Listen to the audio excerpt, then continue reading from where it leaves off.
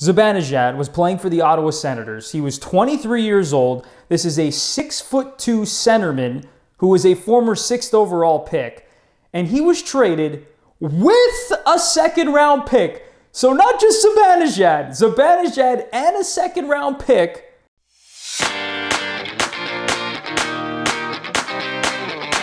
What's going on, guys? Welcome to the Anthony Bruno Show. I am Anthony Bruno, and my channel is dedicated to sports talk because I love it. But there's a lot of sports that are on hold right now because of you know what, including the National Hockey League, whose season hangs in the balance right now. And if the season does get canceled, there's going to be a lot of questions left unanswered. So in today's video, I'm going to talk about the what-ifs of the 2019-2020 NHL season.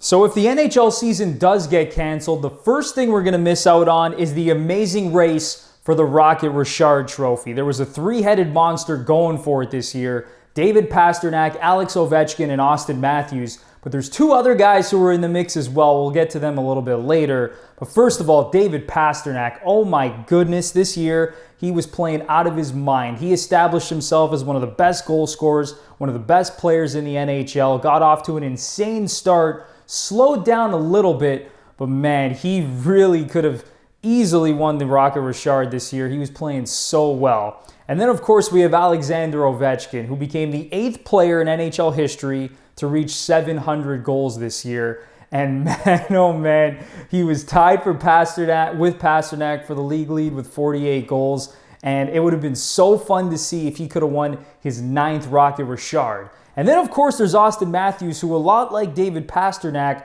took his game to another level this year. 47 goals. He was chasing down Rick Vaive, who has the Leafs' all-time franchise record with 54 goals in a season. I think one of these three guys probably would have won it because the Bruins are they were the top team in the league before the NHL went on hold. So maybe Pastrnak would have been rested a little bit down the stretch. So I think Matthews or Ovechkin would have won the award, but man, oh man, Ovi getting his 9th Rocket, that would have been so sick. Now, when we go past these guys, there's two other guys in the mix, and one of them is Leon Draisaitl. I'm not going to talk too much about him yet. We'll get to him a little bit later in the video. The next guy, though, Mika Zibanejad of the New York Rangers, 41 goals, and this dude was the hottest player in the league when things came to a stop. 22 goals in his last 21 games. And it just blows my mind, okay, to go back and look at what this dude was traded for. Okay, so back in 2016, Zibanejad was playing for the Ottawa Senators. He was 23 years old. This is a 6'2" centerman who was a former 6th overall pick. And he was traded with a second-round pick. So not just Zibanejad and a second-round pick were traded for Derek Brassard and a 7th rounder. It's absolutely brutal, but my goodness, he is making everyone cry in that Senators organization now because he's turned into one of the best players in the league this year, and it would have been so fun to see just how many goals and how many points he could have racked up over the final 10 to 12 games.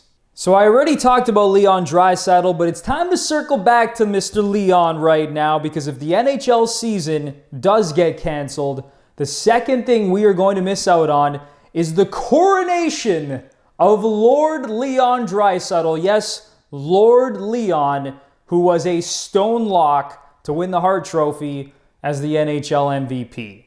Just for the record, I think Connor McDavid is the best player in the world. And if you don't think he's the best player in the world, then I don't know what the hell to tell you because you probably have no idea what you're watching. But this year, Leon Draisaitl, oh my goodness. I mean, he absolutely elevated his game to a level I did not think he was capable of. And listen, I know he scored 50 goals last year. He had 100 points, but he has been just outrageously good this year. He was leading the league in scoring with 110 points, 13 ahead of his teammate Connor McDavid, who was in second place in the scoring race. Draisaitl leads all forwards in ice time per game. He's second in even strength points behind Artemi Panarin. And here's the thing with Draisaitl is that we all thought that it's because he was playing with McDavid that maybe his point totals were so high. But I think this year puts that to rest completely because, a lot of the times you think, okay, he's on the power play with McDavid, a lot of exposure at 5-on-5, but the things that he's doing this year, and he proved it without McDavid. When McDavid went down with that quad injury in February, in the 6 games that he missed, Draisaitl had 12 points in 6 games. The Oilers went 3-2-1, and he was on pace for a gazillion points. It would have been so fun to watch to see just how many points he could have gotten to, and I think he was totally deserving of the MVP. Lord Leon, man, we're going to miss out on that. So right when the NHL season came to a stop, we were right in the thick of the playoff race. And the third thing that we're going to miss out on if the season does get canceled is whether or not the Leafs make the playoffs.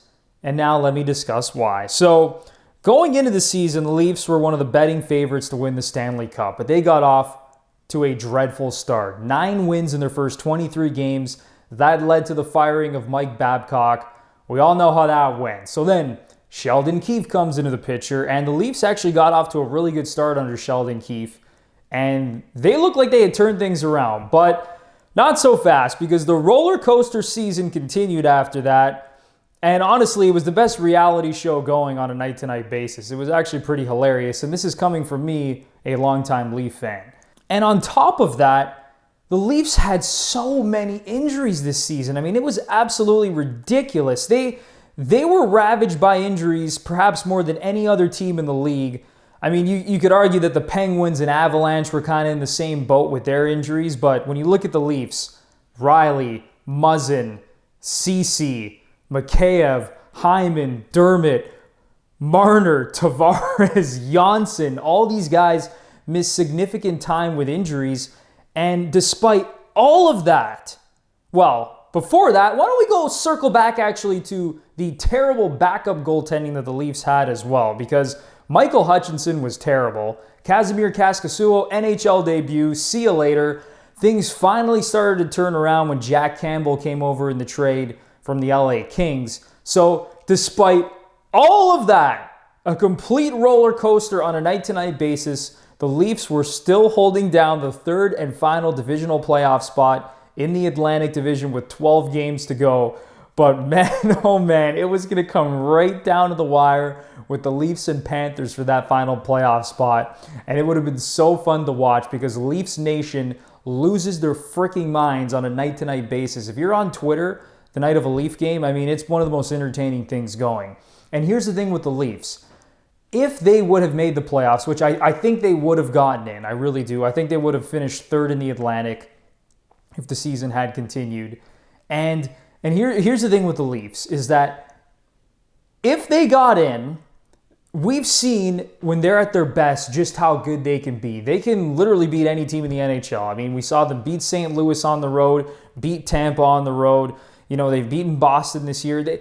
They have the ability to beat anyone with their firepower. But on the flip side, they can also get flat out embarrassed by literally any team in the league, and they could have got swept 4-0 by anyone. And honestly, it would have been pretty hilarious if they ended up playing Boston at some point again in the playoffs and lost in 7 games. The nightmare would have continued. And I wish that we really got to see how things played out. And we might if the season comes back, but we'll see. And the final and biggest what if is who would have won the Stanley Cup. I feel like we say this every single year come playoff time in the NHL. It's wide open, anyone can win. But honestly, really, it's true once again. So here was the situation. The Boston Bruins were at the front of the pack in the race for the President's Trophy, leading the NHL with 100 points, 6 points ahead of the St. Louis Blues, the defending Stanley Cup champions.